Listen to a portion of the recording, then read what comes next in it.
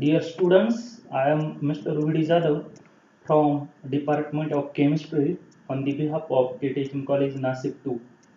Student, in previous lecture we see calibration and linear response function. Also equation for slope, intercept, correlation coefficient R and residuals. In this lecture we will discuss multiple point calibration. 2-point calibration approaches and area normalization.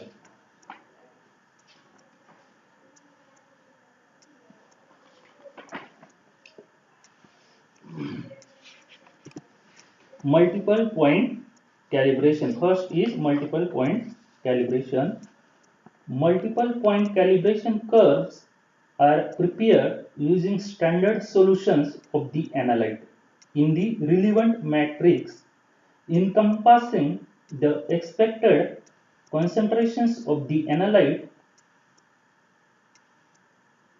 in the test sample or samples. The actual range of standard solution concentrations varies with the application and is determined by the range of expected values for the test sample. For the analysis of data by unweighted least squares regression, the variance of the yi values is assumed to be approximately equal and the standard concentration should be evenly spaced. Example figure 2.7. We already see the figure 2.7, that is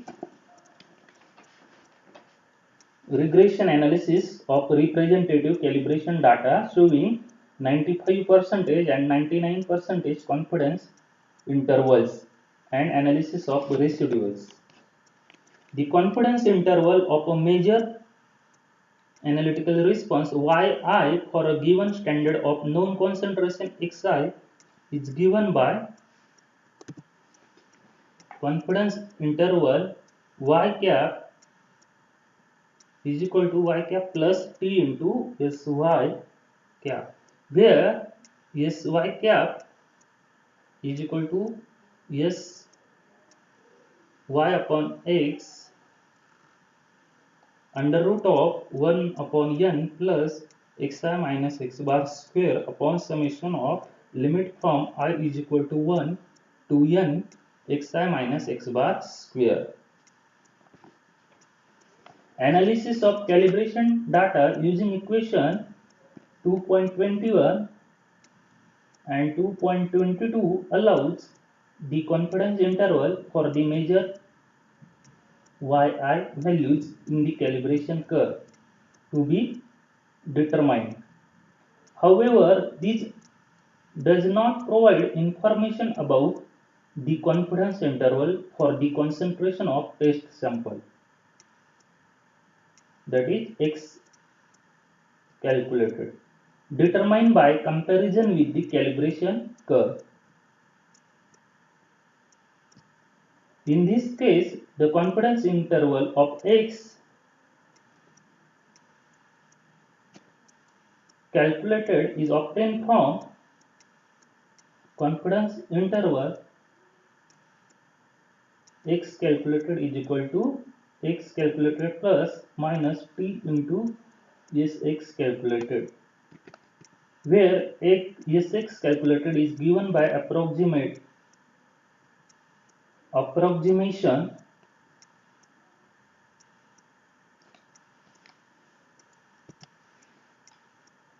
sx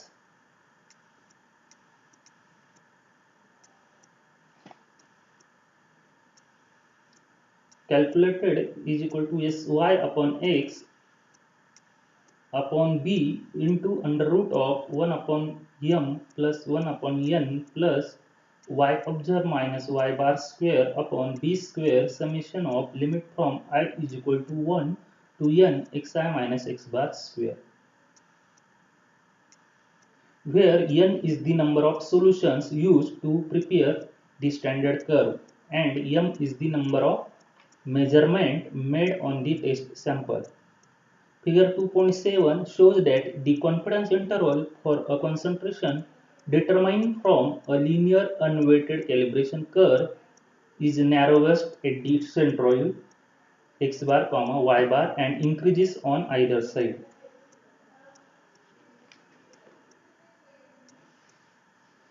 In addition to allowing calculation of the confidence interval for major concentration, equation 2.24 also allows the analyst to calculate the effect of increasing the number of repeat measurements made on the test sample. Although figures 2.7 and 2.8 shows that the standard error of measurement reaches a minimum at the centroid that is x bar, y bar. Pharmaceutical analysts are usually more interested in the relative error, that is RSD, rather than in the absolute value of the variance. Figure 2.9 shows that the value of this figure 2.9 shows the value of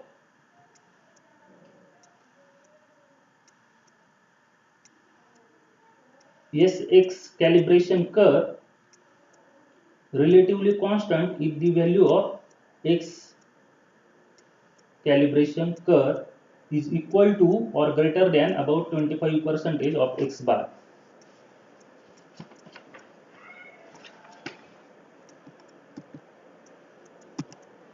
This figure shows effect of number of replicate on the 95% confidence interval of a concentration of an analyte calculated from a linear unweighted calibration curve.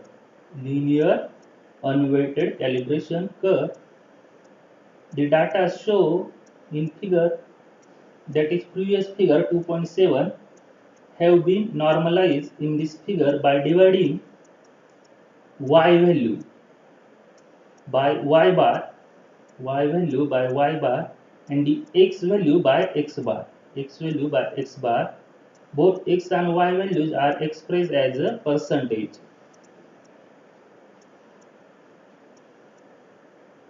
Here m is equal to 1, 99%, and m is equal to 95%. This is centroid x bar comma y bar. This is intercept.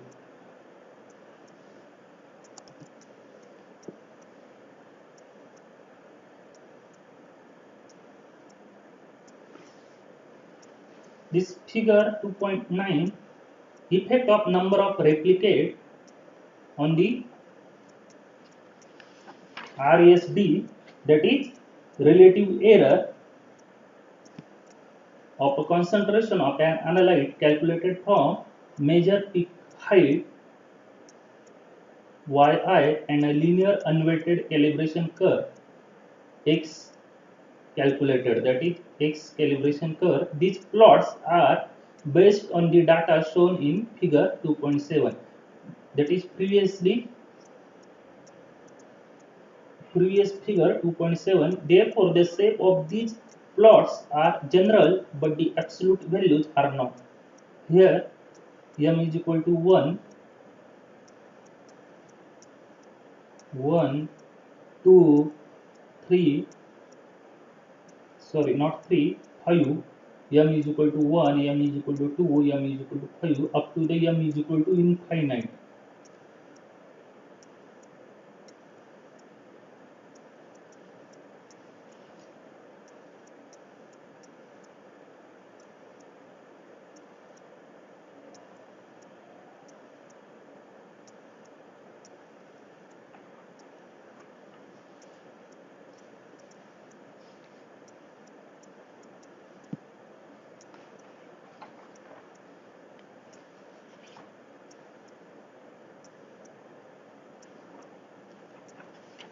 Figure 2.9 highlight the degree of uncertainty that exists in measurement made by extrapolation to values of X calibration curve that are less than the lowest concentration calibration X minimum and Y minimum solution.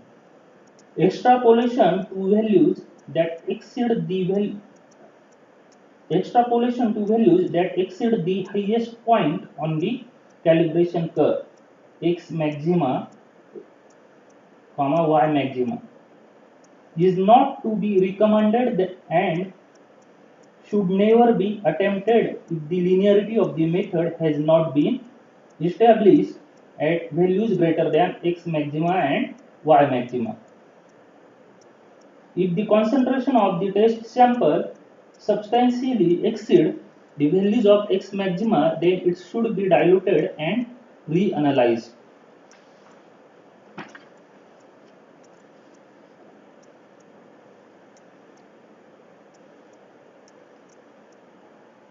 In biological fluid analysis, the analyst is often faced very limited samples, raising the question as to how much uncertainty is introduced by the analysis of a test sample. On the basis of a single measurement, clearly equation 2.24 and figure 2.8, equation 2.24, this SX calibration curve or SX calculated, not SX calculated, SX calibration curve, equation 2.24 and figure 2.8 shows that the confidence interval for a major concentration will be reduced if the number of measurements made on the test sample is increased. However, the 95 confidence interval, that is this 95 confidence interval for X calibration curve at the centroid, X calibration curve at the centroid, that is X X calculated upon X bar is equal to 100% for a M is equal to 1 to 5 or infinity. M is equal to 1 to 5 or infinity are 5.9, 4.4, 3.7 and 1.7 percentage respectively. And only modest gains in precision are realized if the number of analytical measurements on the test sample is increased from 1 to 2 or from 2 to 5.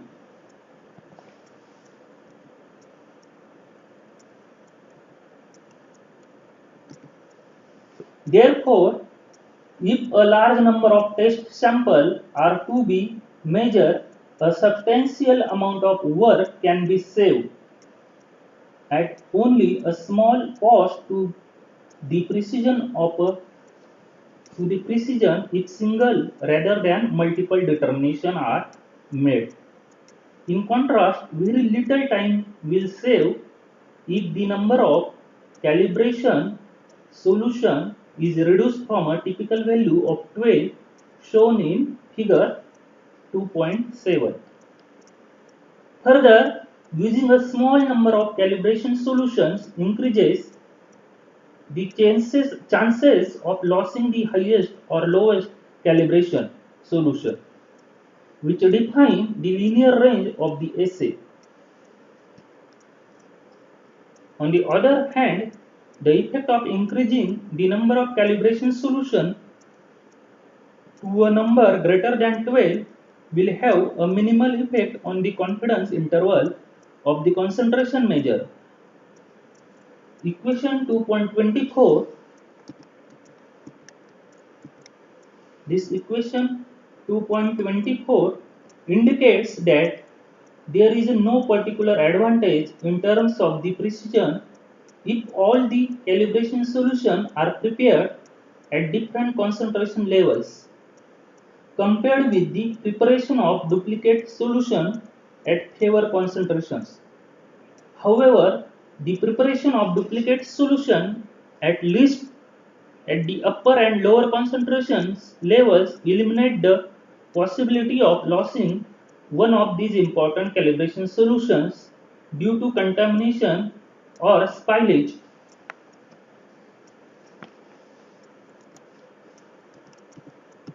Next, two-point calibration approaches.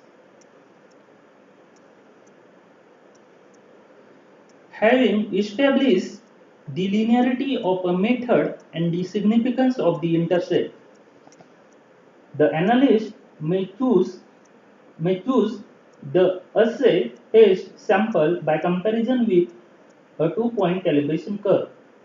This is the preferred method for the analysis of pharmaceutical samples such as, such as drug substances, raw materials, and finished formulations. When the target concentration and the allowable limits are well established, this is also the approach used in most pharmacopoeial assays. In this method of calibration, the two standards consist of a blank and a second solution containing the analyte or analytes of interest. Ordinarily, the second standard is prepared so that it contains a concentration of analyte that is as close as possible to the target concentration of the analyte in the test sample. Assays are usually conducted by alternating the measurement of standards and test sample to correct for any instrumental drift that might result in a systematic change in response factor.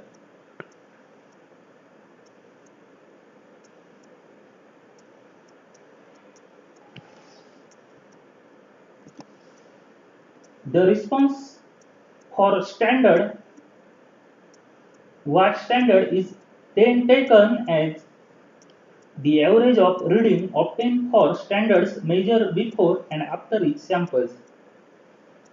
This method of calibration is referred to as bracketing of standards. If the instrument drift is small, then several samples may measure between the standards. If the instrument is statistically significant, that is, reading for the blank is close to or effectively zero, which will usually be the case in chromatographic method of analysis,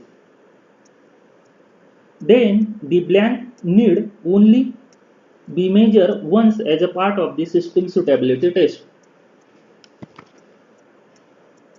This is figure 2.10, two-point calibration curve showing typical range of 90 to 110 percentage of target concentration. Response Y against standard concentration in percentage target. This is blank calibration curve, typical range standards.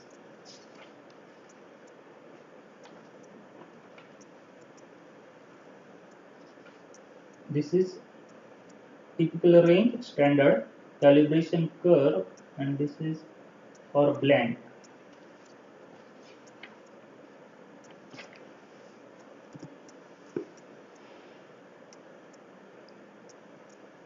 In figure 2.11, potential errors associated with the inappropriate use of two-point calibration curve.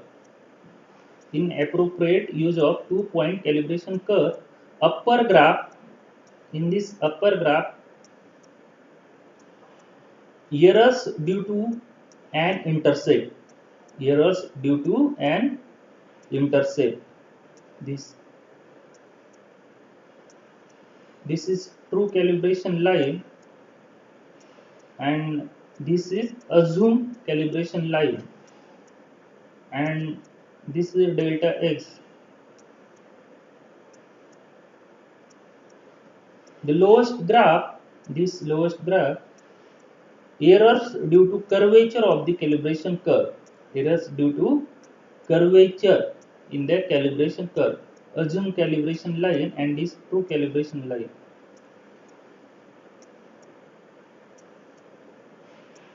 Here errors due to intercept, and here errors due to curvature of the calibration curve.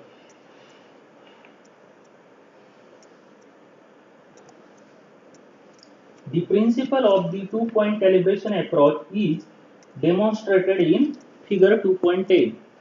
This principle of two-point calibration approach demonstrated in that figure, for which the equation for the calculation of the concentration of analyte in the test sample is given by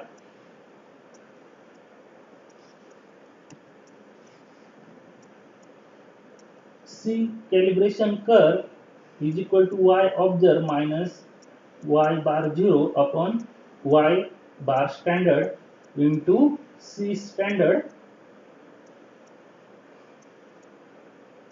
that is concentration of standard, into D into P upon 100, where y0 bar and y bar standard are the average responses for the blend and standard bracketing the test sample respectively.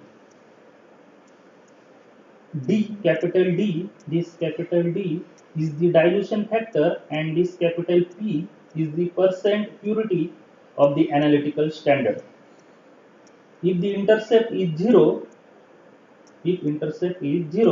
then equation 2.25 reduces to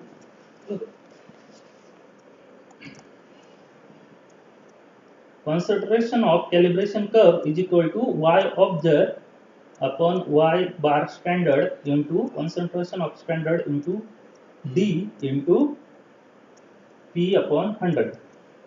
If intercept is 0, then equation 2.25 reduces to equation 2.26.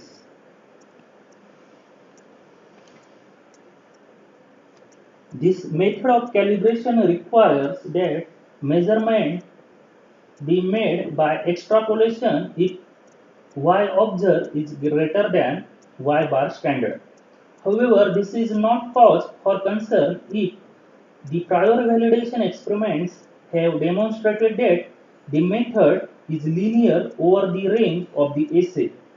On the other hand, if the actual response function is not linear or a significant intercept is ignored, the potential errors, that is delta x, increases.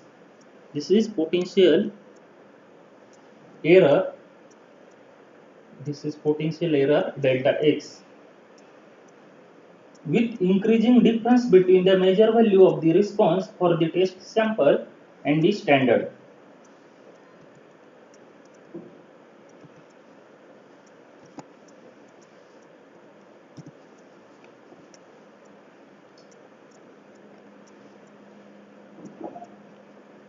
Debye have calculated the maximum method and system procedure, that is relative standard deviation RSD maximum allowable using the two-point calibration approach for LC assays as a function of the acceptable assay range. This was accomplished by assuming that the absolute difference between the true mean and the sample mean is no more than 50% of the specified acceptable range. Thus, the method precision is given by RSD maximum, that is relative standard deviation maximum, is equal to x bar minus mu upon z into under root of n, where n is the number of sample measurement and z is taken from tabulated values. For normal distribution, that is 1.96 or 2.58 for 95 or 99 percentage confidence limit respectively.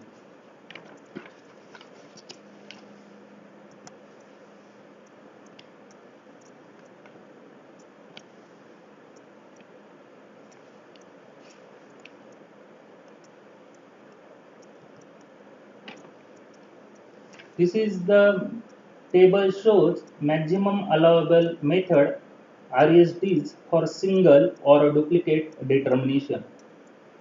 This is acceptance range in percentage of claim, single determination 95 percentage confidence interval, 99 percentage confidence interval. Here duplicate determination 95 percentage confidence interval and 99 percentage confidence interval.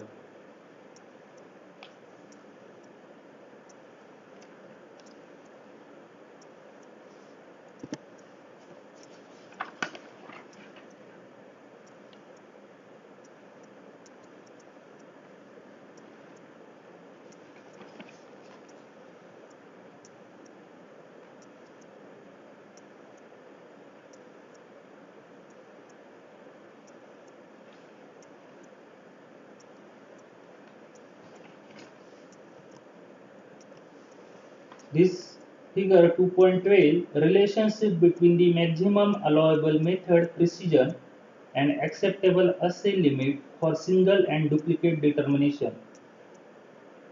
This is relationship between the maximum allowable method precision and acceptable assay limit for single and duplicate determination. A, B, C, D.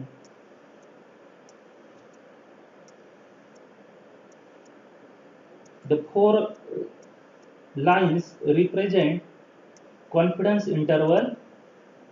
A is equal to 95 percentage. Here confidence interval A is equal to 95 percentage. N is equal to 2. B confidence interval 99 percentage. N is equal to 2.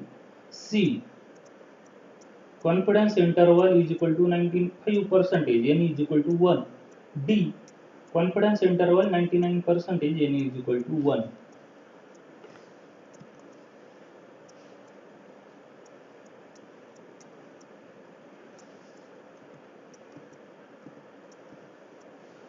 This equation 2.27 is particularly useful in deciding whether single or duplicate determination are necessary.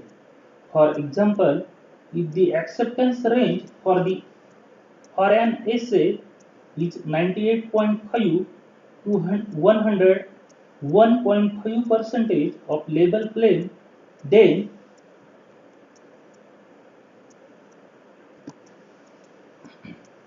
the value of RSD maximum are 0.77 percentage, N is equal to 1, and 1.08 percentage, N is equal to 2 at the 95 percentage confidence level.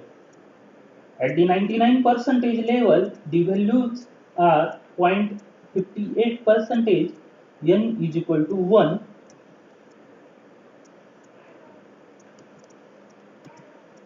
N is equal to 1,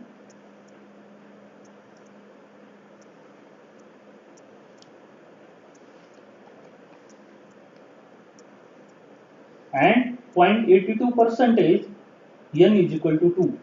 The table 2.1 and figure 2.12 shows the relationship between the maximum allowable method precision and the acceptable assay ranges for single and duplicate determinations.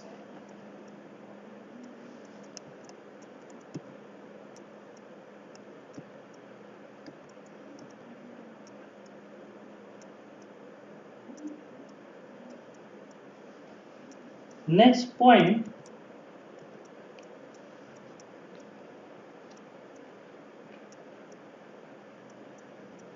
area normalization. Here title are remain to write area normalization. In the absence of authenticated reference standards, or where the availability of such standards is very limited, the concentration of related substances in a mixture, that is concentration of relative substances in a mixture C, capital C, may be determined by peak area normalization. Capital C calibration curve, comma 1, that is concentration of relative substance in a mixture, is equal to 100 into Pa, comma 1 upon B1 upon Pa, comma 1 upon B1 plus Pa, comma 2 upon B2 plus Pa, comma 3 upon B3 dash dash dash up to the n number, where this Pa is the peak area of the individual component, peak area of the individual component 1, 2, 3 dash dash dash in the sample, and B, this B is the response function for each component. If authenticated standards are not available, then the assumption must be made that the response function is the same for each component. Area normalization may be applied to all forms of chromatographic analysis and is particularly suitable for techniques such as gas chromatography with a detector whose response function is independent of the analyte, that is B is a constant. This approach is also appropriate for the analysis of data obtained by capillary electrophoresis. However, the peak areas must be corrected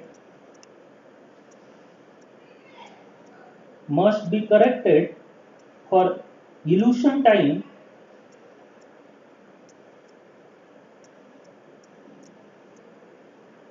in equation 2.29, because the velocity of material passing through the detector is inversely proportional to its elution time. That is concentration calculated, comma 100, or C calibration curve, comma 1 is equal to 100 into Pa, comma 1 upon B1 T1 upon Pa, comma 1 upon T1 B1 plus Pa, comma 2 upon T2 B2 plus Pa, comma 3 upon T3 B3 dash dash dash.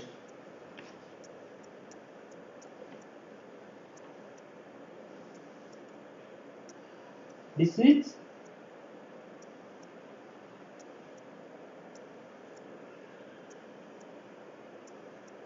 peak area corrected for elution time. This is peak area corrected for elution time T.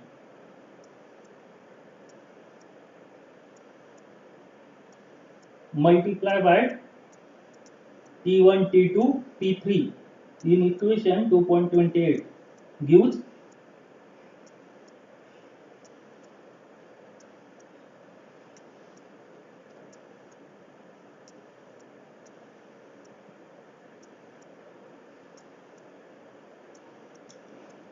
peak area corrected elution time.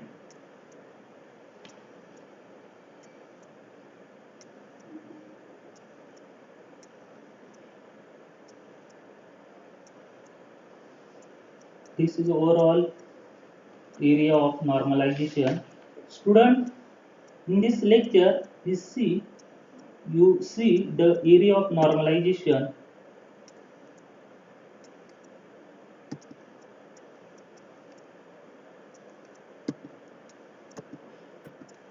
Then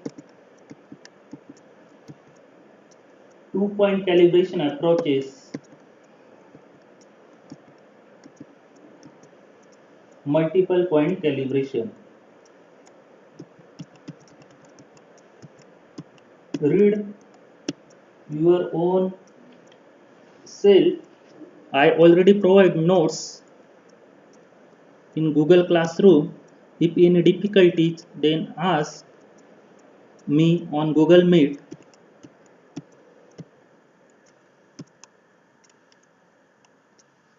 I try to solve your difficulty. Thank you.